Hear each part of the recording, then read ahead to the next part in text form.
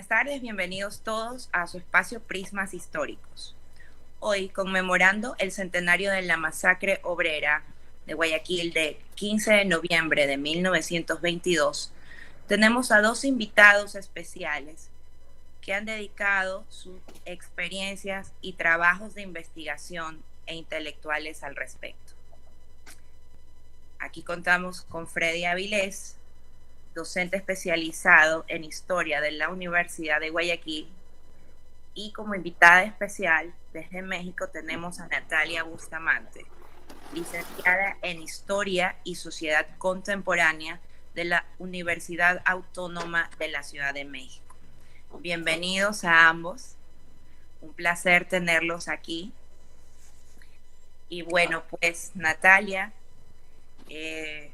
me gustaría comenzar contigo, preguntándote, ¿realmente qué te llevó a utilizar como referente para tu tesis las novelas de la novela La Cruce sobre el agua, de Joaquín Gallegos Lara?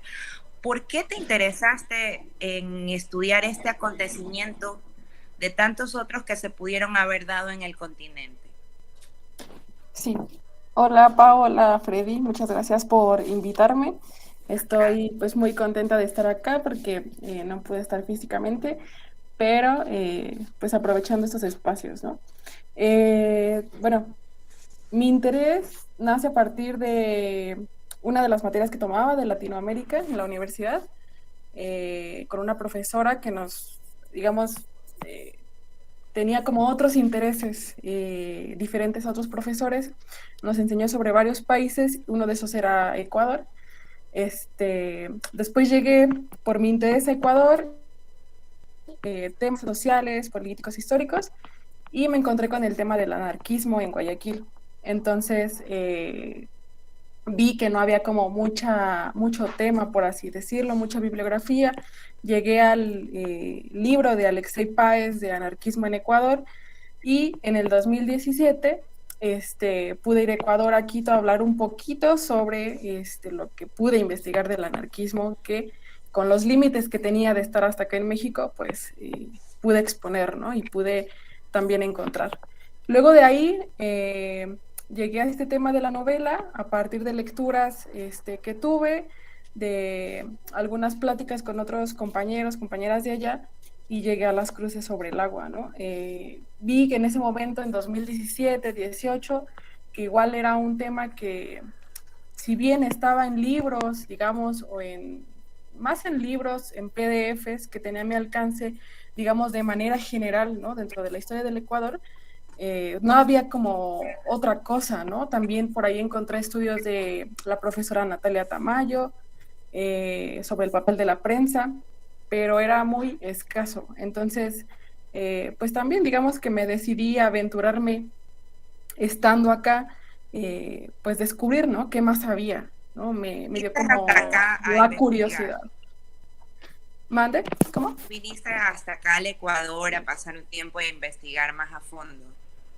Sí, bueno, en Quito cuando fui, estuve buscando algunos libros, estuve también charlando con otros compañeros, compañeras que estaban como más o menos ahí relacionados con el tema, con esta Gaby Ruiz, que es periodista, ella también está muy interesada en ese tema, y por ahí me recomendaron algunos libros, y acá en México terminé de hacer como que el rompecabezas, también con la biblioteca del consulado de Ecuador en México, y me dejaban entrar, digamos, a la biblioteca consular, y pude también ahí consultar, digamos, libros. Ya todo lo demás lo hice con la herramienta del internet, ¿no? Buscando artículos, buscando entrevistas, platicando por ahí muy poquito con esta Nela Meriguet, y su archivo también quiero consultarlo, y pues no he podido hasta ahora, pero charlas con ella, digamos, con ella, algunos intercambios que tuve con ella también, documentales, pues me ayudaron bastante. Interesante. Una pregunta. ¿De qué manera tú consideras esta novela de Gallegos Lara, que bien sabemos todos aquí, relata un hecho tan trágico, ¿De qué forma tú consideras esta novela una contribución para la construcción de una memoria histórica colectiva, no solo para el Ecuador, sino para América Latina en general? Pues bueno, yo creo que a partir de, por ejemplo, el estudio que hice con mi tesis, eh, digamos, quizá es corto o un poco limitado, pero yo creo que impacta sobre todo en la historia del Cono Sur, principalmente porque, como lo dije al principio, Ecuador no es de los países que estén en el mapa pues, curricular, ¿no?, de las universidades. Entonces, primero por ahí, porque nos muestra, ¿no?, la otra parte, o más bien lo que ha acontecido, en este caso en Ecuador, en cuanto a las revoluciones sociales, a los movimientos sociales, por ahí a la lucha de clases también, y que no es por lo tanto tan visto, ¿no?, o tan sonado en las universidades como en otros espacios, ¿no? No necesariamente igual en las universidades, ¿no?, porque hay otros también, otros espacios de lectura, ¿no?, o de intercambio.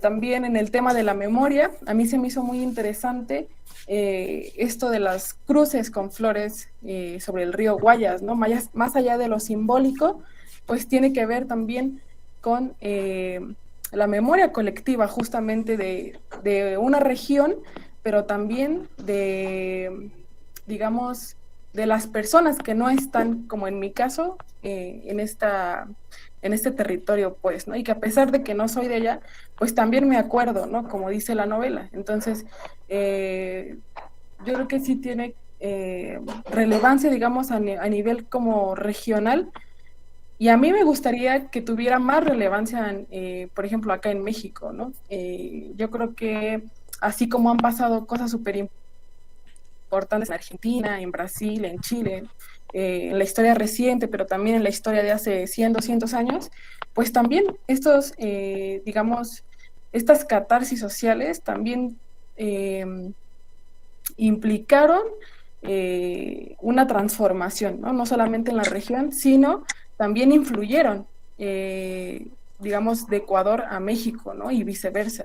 Entonces, no estaría mal que por ahí, digamos, se diera más a conocer este tipo de temas, porque inclusive pues ya iban relacionados temas, digamos, de intercambio intelectual, ¿no? De ideas, de convicciones políticas, ideológicas.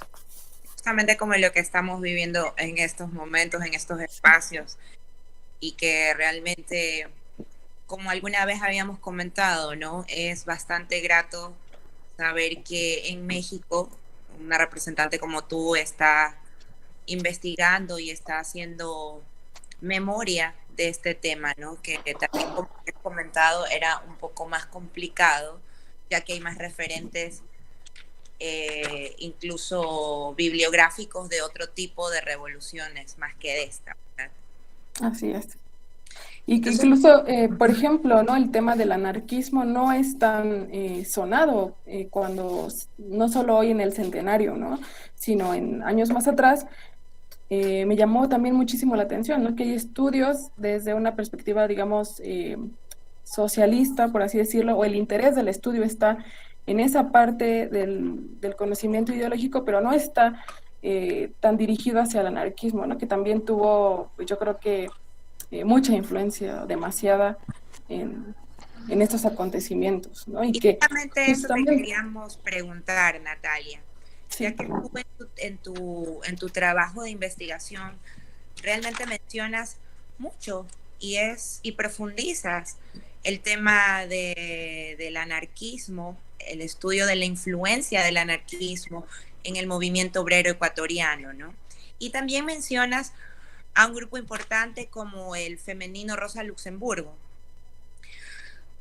¿Por qué? ¿Qué es lo que viste justamente? ¿Cómo puedes compartir esa experiencia? ¿Cómo viste relevante eso en tu trabajo de tesis? pues en un primer momento yo creo que lo que predomina es el papel de la mujer. Si bien la novela la escribe Joaquín Gallegos Lara, digamos, la historia o este acontecimiento se inscribe alrededor de personajes masculinos, ¿no?, como los campesinos, como los trabajadores.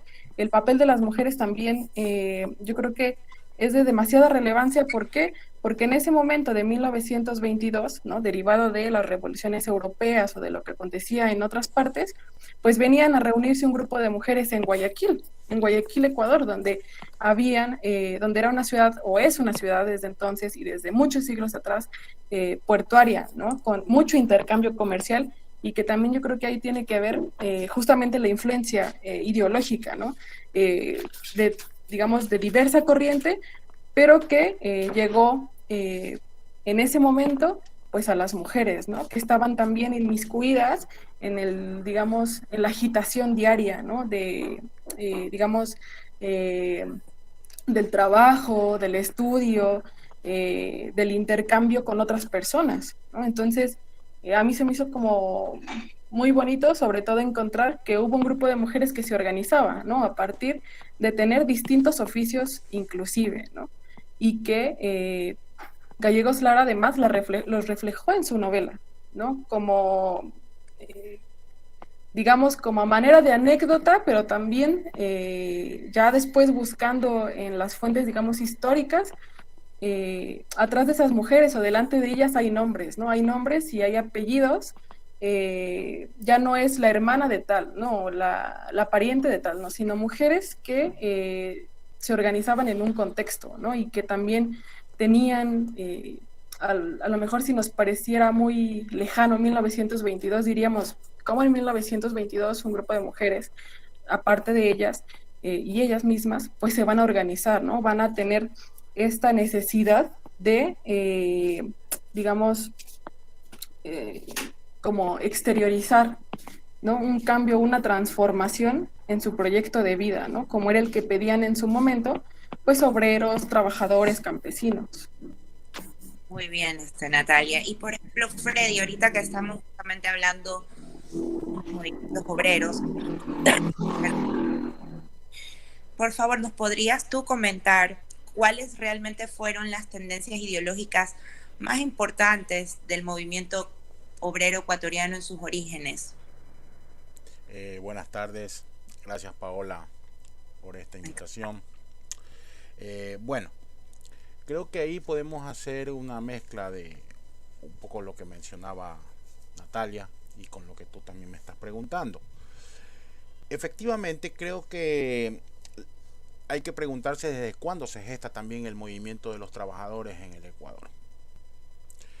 Es muy conocido que el sindicalismo como tal en el país nace en el siglo XIX, a finales del siglo XIX.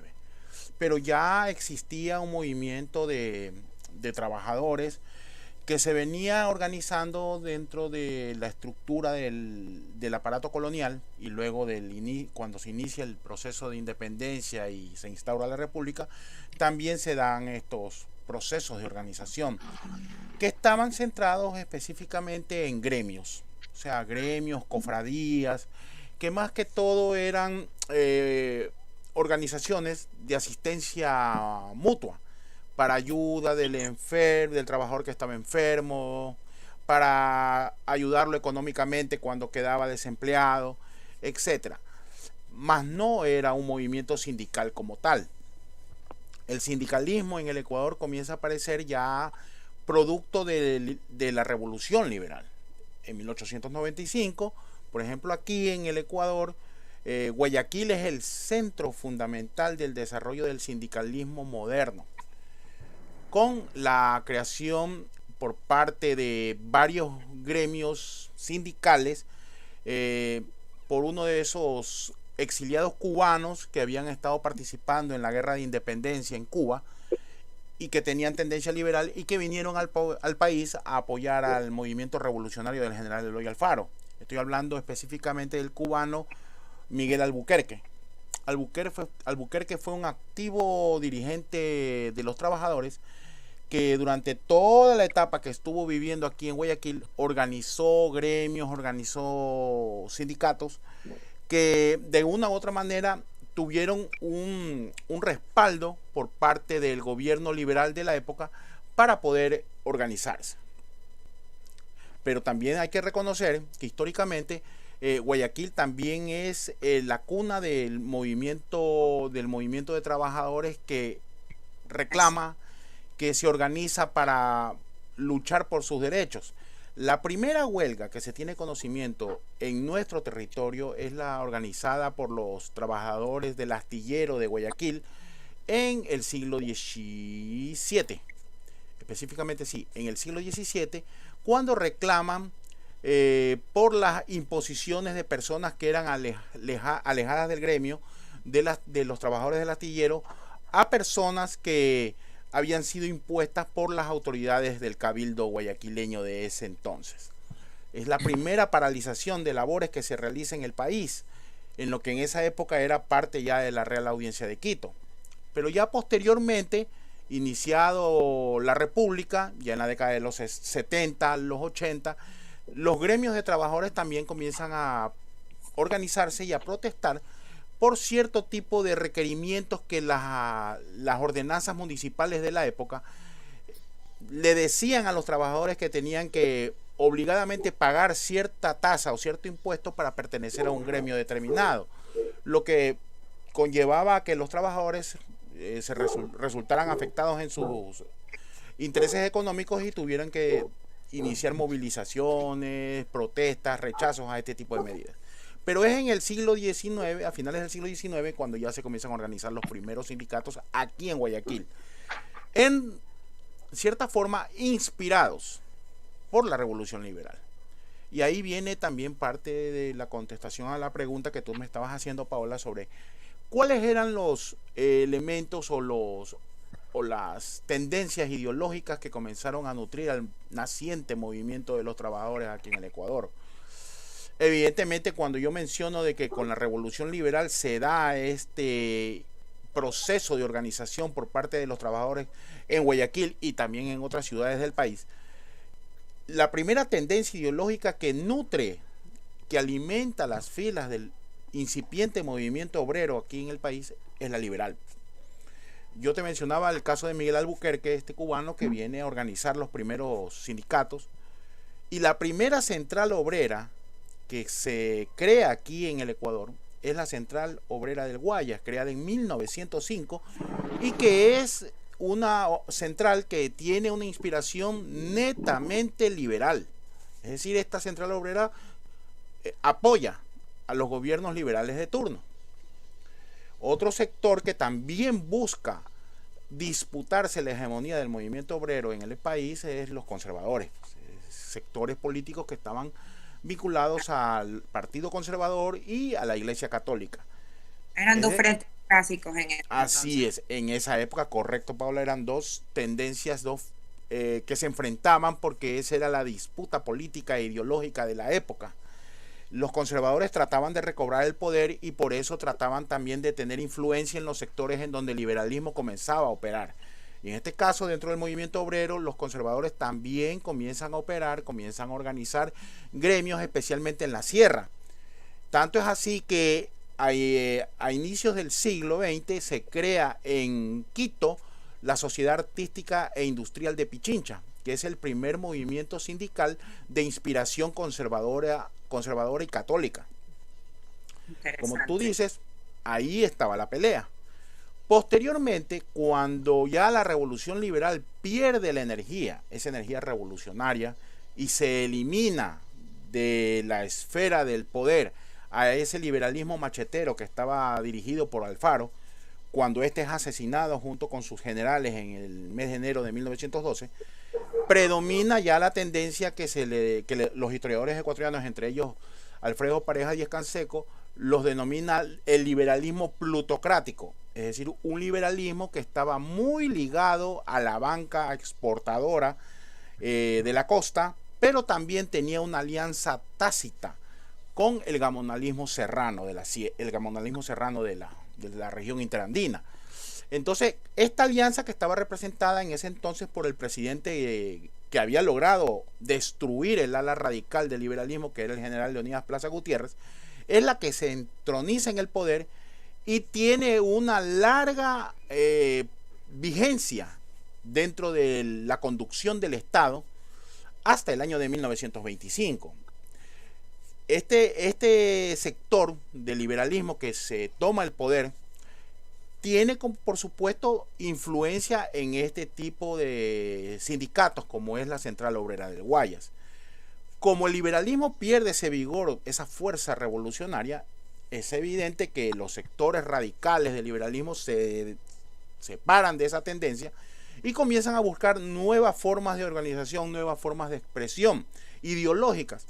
Y ahí vienen, por supuesto, otras dos tendencias que van a tener una preponderancia de gran trayectoria dentro del movimiento de los trabajadores, especialmente ya en la década de los 20, que estoy hablando en este caso primero del anarquismo.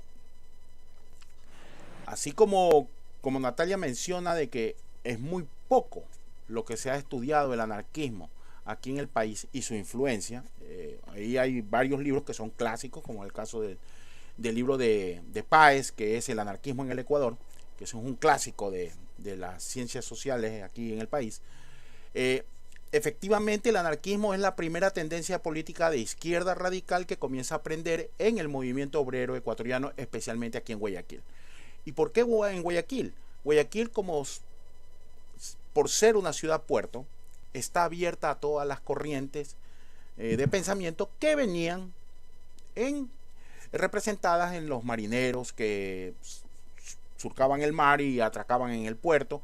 Esos marineros que venían, muchos de ellos eran de tendencia anarquista y venían trayendo publicaciones de este tipo, tomaban contacto con las organizaciones sindicales del puerto, por ejemplo, con los trabajadores, los cacagüeros.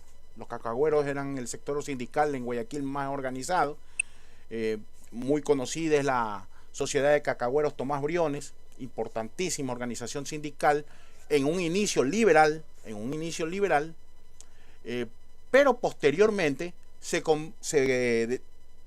desafilia de la Confederación Obrera del Guayas y pasa a formar parte de una organización, una central sindical anarquista que se crea en octubre de 1922, que es la Federación de Trabajadores Regional Ecuatoriana o del Ecuador.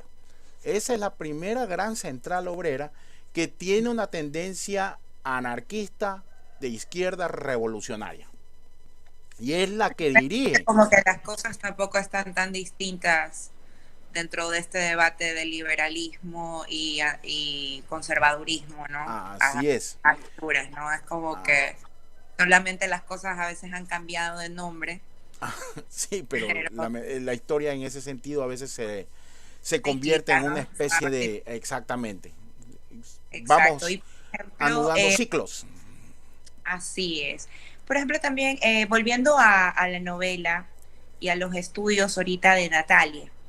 Quisiera que Natalia, por ejemplo, antes de preguntarte algo clave, Freddy, sino que para ir contrastando las investigaciones, Natalia, ¿cómo tú, por ejemplo, combinaste los elementos de análisis históricos con los literarios en tu tesis, en tu trabajo? Y, por ejemplo, ya hablaste de la fuente de Páez. ¿Qué otras fuentes te sirvieron como respaldo académico? ¿O te inspiraron incluso? Pues bueno, respondiendo a esta última pregunta, me sirvió mucho también revisar, por ejemplo, la influencia del anarquismo en Argentina, en Chile, creo que más fue del Cono Sur, lo que me llevó a justamente, ¿no? a desencadenar pues en la influencia que tuvo incluso el Cono Sur y que tuvieron estas personas que llegaron al puerto a Guayaquil, ¿no? ¿Qué más? También, por ejemplo, me interesó mucho algunos archivos, por ahí algunos mapas de la Internacional de Trabajadores, donde es digamos, la última actualización que hacen en el 2021, marcan a Guayaquil, Ecuador, como uno de los centros de influencia anarquista en el siglo XX, ¿no? Pensando, digamos, o fuera de lo que se cree, ¿no? Que en Ecuador, ¿no? En Guayaquil, no ha habido como un movimiento social relevante, ¿no? A mí me parece que, bueno, a mí se me hace súper importante que aparezca en el mapa porque se vuelve entonces, ¿no? Un referente de estudio y se visibiliza, pues, ¿no? Ya no ya no es como que no se nombre, ¿no? O no exista. Eh, Como Freddy también mismo decía, imagínate si prácticamente estos movimientos sindicalistas eran muy organizados y ya estaban en Guayaquil, y desde Guayaquil estaban. Así es.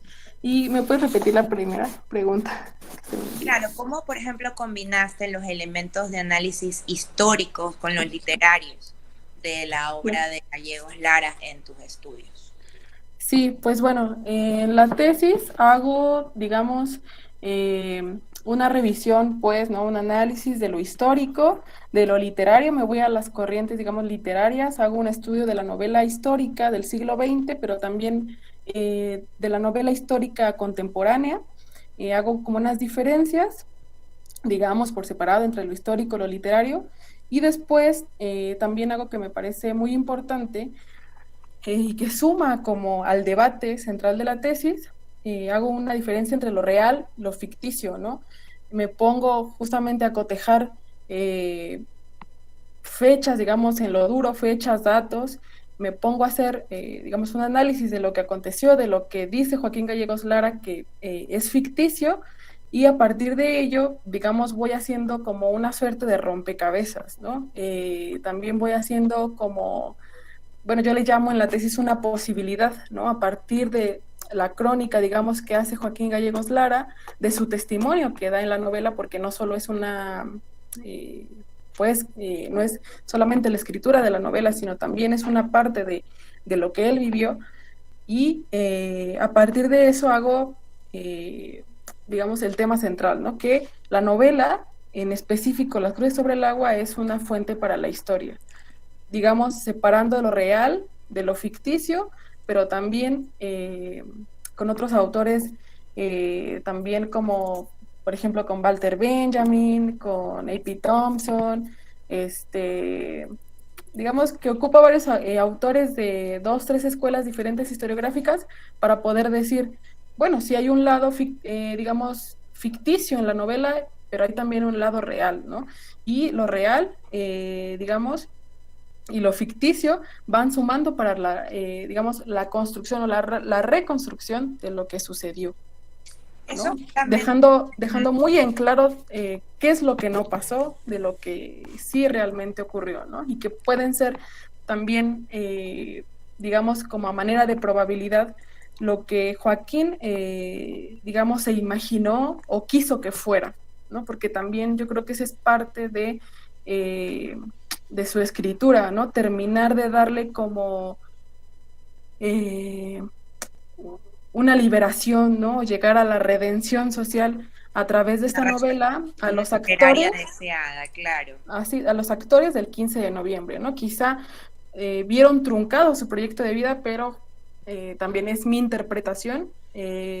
Joaquín quiso como darles ese último respiro, ¿no? Por lo que no se concretó, digamos, en lo histórico, pues, ¿no? Que vamos a ver después que no es que, digamos, haya acabado todo mal, ¿no? Hubieron conquistas, digamos, hubieron también triunfos de la clase obrera y campesina, gracias, digamos, a lo que ocurrió, ¿no? Por llamarlo así, al sacrificio que se dio en el 15 y más atrás, ¿no? Que es como el momento catártico, pues. Algo que me gustaría, por ejemplo, y ahorita me parece fantástico lo que estás mencionando, tanto con tu aporte de investigación y con todo lo que Freddy ahorita nos ha hablado de movimientos sindicalistas, obreros aquí en Guayaquil, más o menos podríamos afirmar que la literatura realmente puede ser usada como un puente para el estudio de un acontecimiento histórico, ¿no? Y prácticamente nos basamos en representaciones simbólicas como el lanzamiento de las cruces en el río Guayas, que es el elemento presente, clave e incluso poético en la novela de Gallegos Lara. Entonces, por ejemplo, tú has mencionado algunos y me gustaría que de repente esto ya lo continuaste tú y Freddy, por favor, me encantaría que también aportes. ¿Cuáles serían entonces, cuáles creen ustedes que serían esos puntos que separan lo ficticio de lo real en esta novela. Bueno, para concluir también un poco la pregunta anterior, aparte del movimiento anarquista, posteriormente hay que recordar que la Federación de Trabajadores Regional del Ecuador es una de las protagonistas del 15 de noviembre de 1922. Es la que dirige, la parte radical que dirige el movimiento obrero en esa gran huelga que se da en la ciudad de Guayaquil, y que tiene una disputa ideológica en el seno del movimiento sindical, en el seno de la Asamblea de los Trabajadores que dirigía la huelga, con la Confederación Obrera del Guayas. La Confederación Obrera del Guayas traiciona al movimiento obrero y a sus reivindicaciones principales cuando impone en esta Asamblea de Trabajadores la famosa ley del decreto o el decreto de la incautación de giros, que era una ley que beneficiaba al sector importador del Ecuador. Eso por un lado. Y esa tendencia ideológica, que es la que dirige el anarquismo, dirige el movimiento sindical, la parte más radical de ese movimiento durante el 15 de noviembre, después es desplazada posteriormente por la ideología del socialismo. Es el socialismo ya a partir de mediados de la década del 20 que comienza a surgir en el Ecuador. Comienzan a organizarse los primeros núcleos socialistas, y hay que recordar que uno de los inspiradores y organizadores de estos núcleos, especialmente en la provincia de Pichincha, es el encargado de negocios de México aquí en el Ecuador, el señor Rafael Ramos Pedruesa. Él es el que crea el grupo de acción Lenin en el año de 1925, que es el embrión de la fundación luego del Partido Socialista Ecuatoriano en el año de 1926. Y esa ideología es la que va captando posteriormente a todo el movimiento sindical en un momento determinado de su historia. Partiendo también ahora de la pregunta que tú me estabas haciendo de los elementos que hay que tomar, los reales y los ficticios, que hay que saber diferenciar. Mencionó algunos muy importantes, ¿no? Y sobre todo esto que tiene que ver también ya con la licencia literaria que existe dentro de la ficción, de hacer que los personajes, aunque en la realidad todo fue bastante trágico, Natalia sí hace su interpretación que obviamente hay una especie de gloria, hay una especie de exaltación necesaria de los personajes en la novela. Tal vez que estas cosas no pudieron ser del todo, no pudieron pasar del todo en la realidad. ¿Tú cómo podrías también agregarle a estos elementos, entre esta diferencia, estos puntos que separan a la ficción de la realidad, Freddy? Yo creo que la novela de Gallegos Lara, y bien lo menciona Natalia, hay muchos elementos simbólicos, y creo que ella rescata uno de los más interesantes y que ha trascendido y se ha convertido casi en una especie como de mito, y un mito que cohesiona a la sociedad ecuatoriana, que es el que tiene que ver con la cuestión de las cruces. Pero las cruces no es un elemento ficticio que se le ocurrió a Gallegos Lara.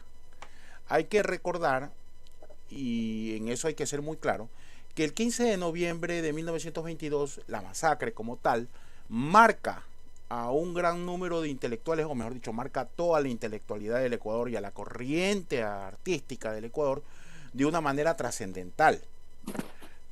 El hecho ocurrido en Guayaquil es un hecho de primera mano que lo presencian todos los integrantes del llamado Grupo de Guayaquil.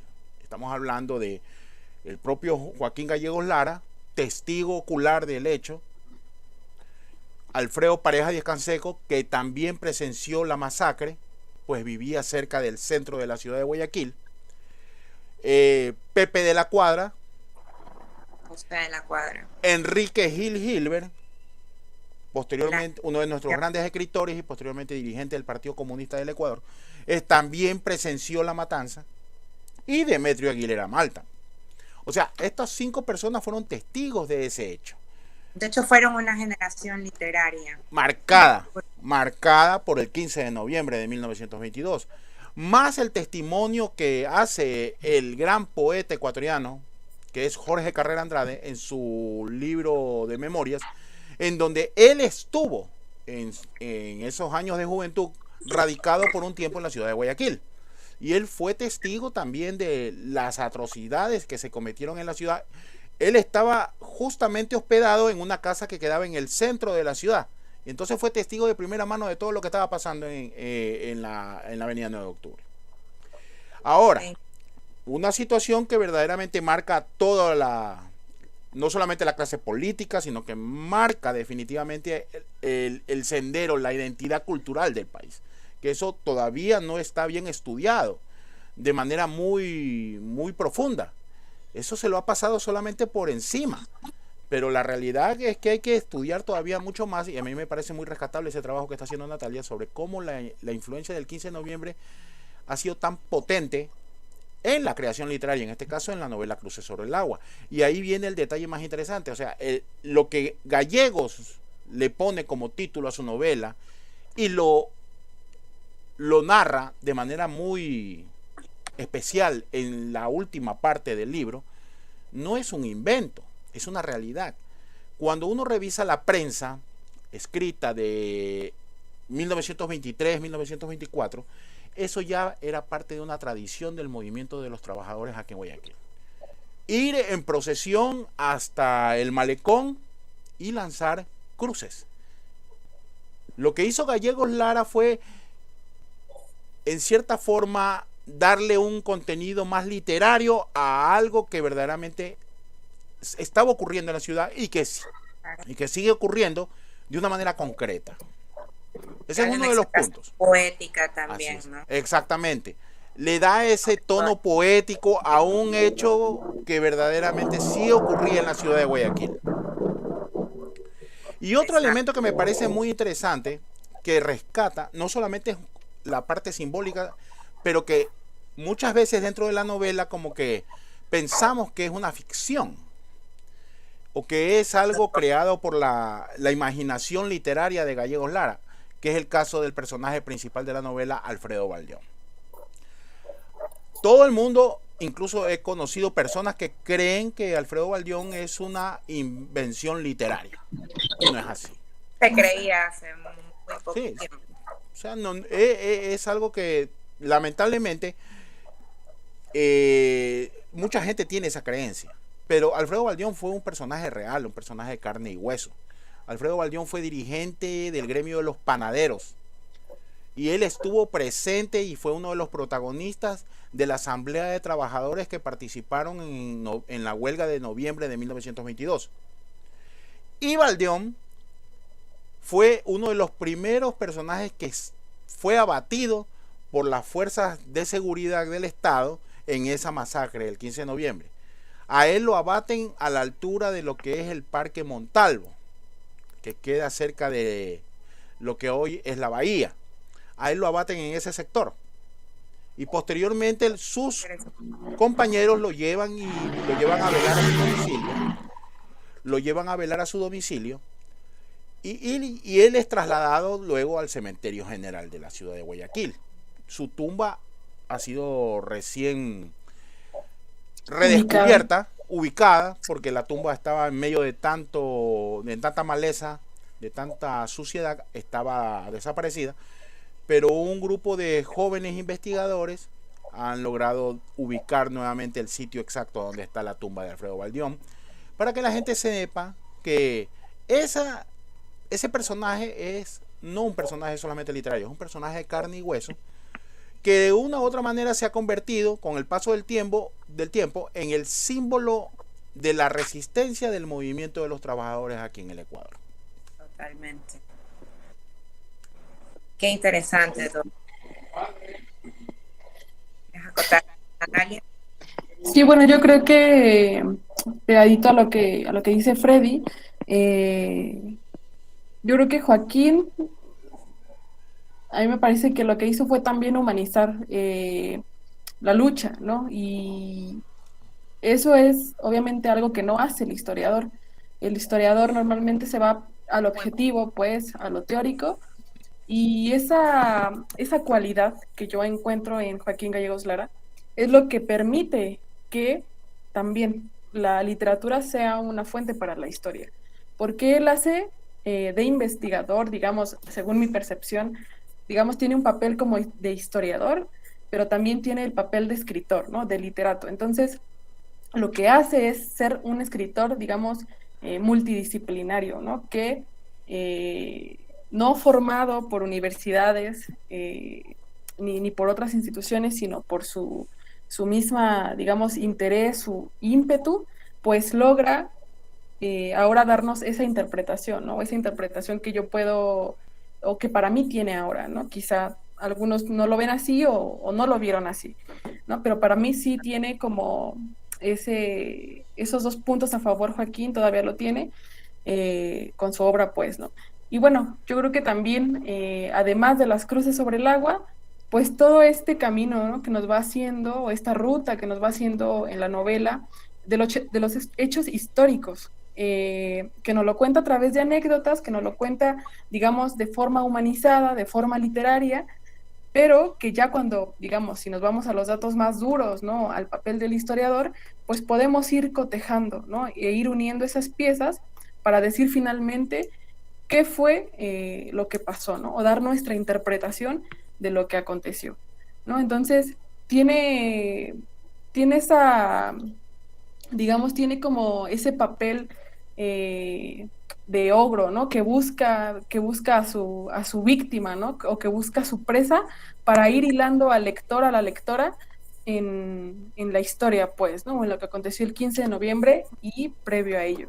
Entonces yo creo que en sí toda la novela tiene aspectos importantes, simbólicos, que, pues digamos, a final de cuentas, él utiliza este recurso de humanizar lo que acontece para que el lector pueda no solamente digerir lo que pasó, digamos, de forma netamente histórica, ¿no? Y cuadrada, sino también al hacerlo, digamos, más humano, lo que acontece, pues puedan incluso pues llegar a tener una suerte de crítica, ¿no? Una suerte de memoria, ¿no? Individual y colectiva también, ¿no? Que eso no pasa tanto, digamos, si nos vamos a la historia, digamos, cualquiera que sea su corriente historiográfica, no tiene, digamos, la misma connotación, ¿no? Que tuvo en este caso la novela, en la forma en la que fue contada, o en cómo fue narrado por Joaquín todo lo que pasó el 15 de noviembre. Más interesante lo que agregas, Natalia, y vital. Una pregunta ahí, como para cerrar el tema de tu investigación. ¿Qué limitaste encontraste en el proceso cuando estuviste acá en tu investigación? Y si planeas continuar con ella, seguir buscando más datos, etcétera. Sí, pues yo creo que el límite más grande que tengo y que tuve, pues fue no estar en Guayaquil. A mí me hubiese mucho gustado poder consultar el archivo histórico de Guayas, algunos otros documentos que creo que son importantes, eh, pero bueno, también tuve que hacerme como de mis propios recursos, ¿no? Y de mis herramientas. Le comentaba a Freddy que por ahí consulté en el archivo histórico de Guayas un documento que está digitalizado, que pues es un conjunto de denuncias que hacen los dueños de los almacenes cuando es el 15 de noviembre y hay por ahí desmanes, hay robos, pequeños robos. Bueno, hacen una lista de denuncias, ¿no? Hay nombres incluso de las personas que están heridas en los hospitales, y para mí eso fue como muy valioso desde acá encontrarlo. A lo mejor es poquito, pero fue muy valioso porque justamente también eso, ¿no? Es como el fin de la investigación, darle un nombre y darle su lugar a las personas que estuvieron participando, ¿no? No solamente es la multitud, ¿no? O un grupo de personas. Entonces yo creo que ese fue el límite, pero también creo que, digamos, como ese espíritu de investigación que fui teniendo con el paso del tiempo, pues me permitió construir otro tipo de herramientas, ¿no? También, por ejemplo, no solamente bibliográficas, Me sirvió mucho también consultar o ver en internet, que es mi herramienta como principal, obras de teatro, poesía sobre el 15 de noviembre y como lo menciono en la tesis, también la poesía, la obra de teatro, todo lo que esté alrededor posiblemente de las artes, digamos, plásticas, ¿no? Literarias, también son un granito de arena para la construcción de la historia, ¿no? O de este, de esto que aconteció en Guayaquil. Y pues eso, fue como el límite más grande que tuve, pues, ¿no? Pero también me hice de otras herramientas. Y yo creo que sí, me gustaría continuar, yo creo que me gustaría continuar, pero quizá ya consultando otro tipo de fuentes, ¿no? Como que me gana más mi lado, obviamente, historiador, y quisiera también ver, ¿no? He podido tener al alcance documentos, por ejemplo, del Telégrafo, de otros diarios, de diarios también como Bandera Roja, de la época, pero no hay como tenerlos así físicamente, ¿no? Y que pueda yo, pues, hurgarlos, ¿no? Como se debe. Claro, la mística personal de cada uno. Sí. Bueno, ¿no? Lo pudiste sobrellevar y pues el trabajo es lo que nos está, tu trabajo es lo que nos ha llevado hasta el día de hoy a conocernos incluso y compartir. Así que Sí. sería bueno ponerle como que de pronto la parte 2 porque en Sí. el fondo también estamos, bueno, no podríamos decir recién, sería muy, muy ingrato, pero creo que ha habido un boom con este interés actualmente mucho mayor sobre de verdad recopilar mucho más información sobre el 15 de noviembre. Entonces, estamos como que en vigencia de rescatar aquella memoria y darle la trascendencia que merecen, ¿no? Sobre todo Claro. con este tipo de tratamientos, de contactos, etcétera.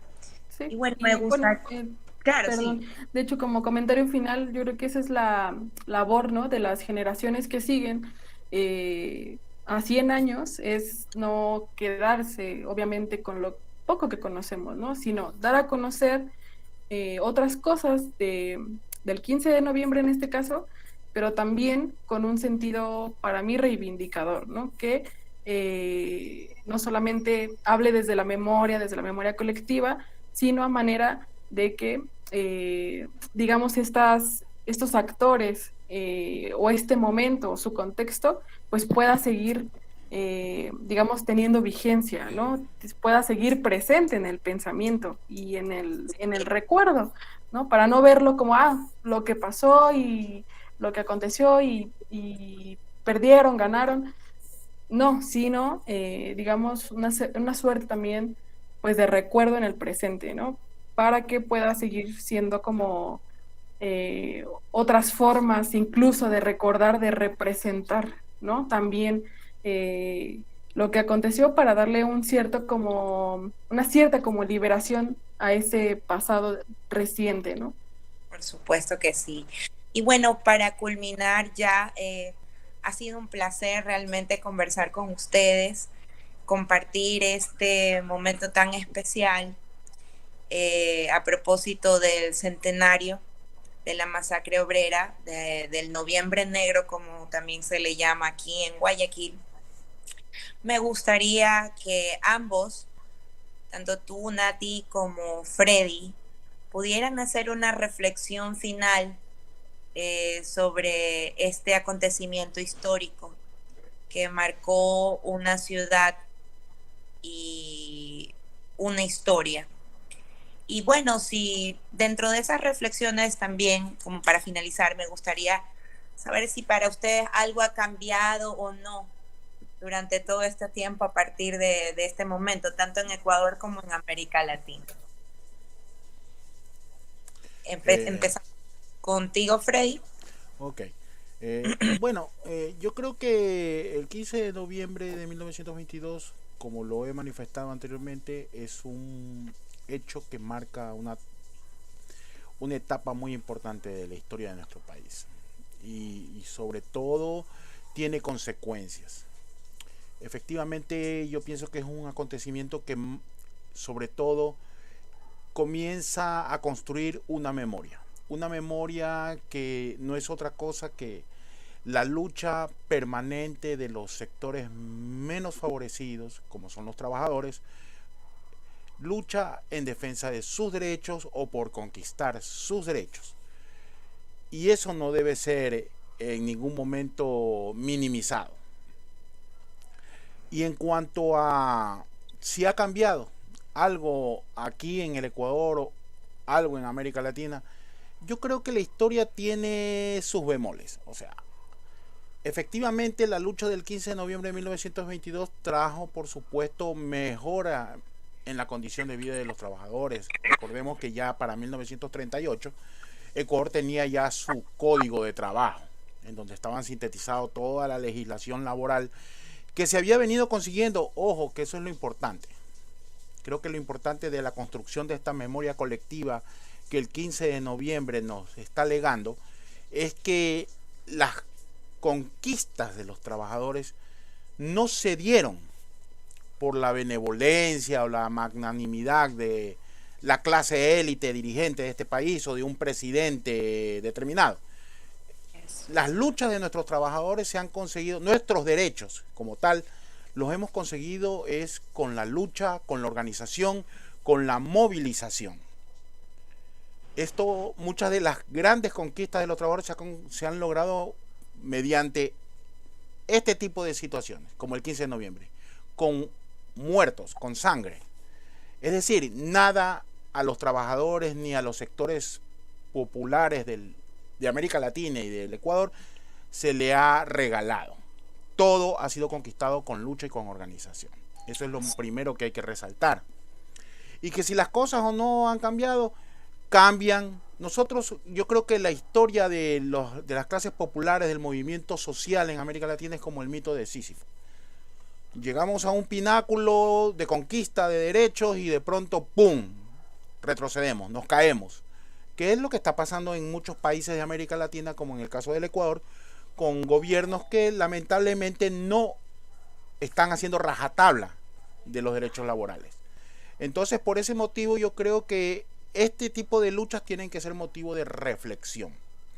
Y de rescate, sobre todo para las futuras generaciones, para las nuevas generaciones, para que sepan que nada se consigue de manera gratuita. Todo se consigue por medio de la lucha, del esfuerzo y sobre todo de la organización. Y sobre todo de rescatar la memoria. Porque un pueblo sin memoria es un pueblo que no existe. Así es, Freddy. Muchísimas gracias, Natalia. Sí, bueno, yo creo que, como lo dije, bueno, lo dije a manera de conclusión de mi tesis, ¿no? Que yo creo que basta mirar el presente, por así decirlo, o el futuro, como dice Walter Benjamin, en ruinas, para darnos cuenta que este tipo de movimientos, este tipo de revoluciones sociales son un freno de emergencia, ¿no? Son un freno que dice, esto está mal, ¿no? Entonces, eso fue lo que aconteció el 15 de noviembre. Fue un momento catártico en el que los trabajadores y las trabajadoras dijeron, esto está mal, esto hay que cambiarlo. Evidentemente, yo creo que hoy es otro contexto, estamos ante otras circunstancias, con otros actores, pero con otras instituciones incluso, pero yo creo que por eso basta con revisar lo que aconteció hace años, ¿no?, atrás, para decir, esto está mal, ¿no? Por eso se levantaron estas personas hace 100 años, porque hay un cúmulo de desigualdades, de explotación, quizá no como en su contexto, pero sí con una raíz propia, ¿no?, que es el momento en el que estamos viviendo nosotros.